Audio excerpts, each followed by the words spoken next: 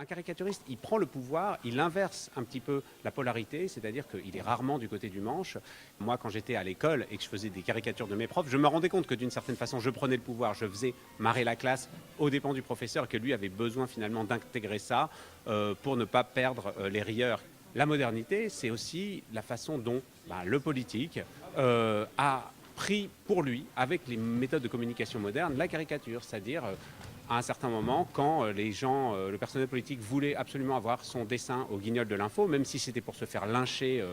tous les soirs, on s'est rendu compte qu'il fallait en faire partie. Comme le contexte a explosé, c'est un petit peu délicat, et donc il y a ces questions de blasphème, le fait que ça circule dans plein de sociétés, dans plein de communautés, dans plein de cultures différentes, ça pose problème. Et donc historiquement, on est à un moment charnière où on ne sait pas exactement ce que peut être la caricature dans la mesure où le contexte a explosé. On ne sait pas qui parle, pour qui, avec quel historique, et je pense que tout le monde est un petit peu perdu pour définir ça. C'est pour ça que c'est intéressant, et c'est intéressant dans des rencontres comme ici à Blois, de mettre tout ça en perspective.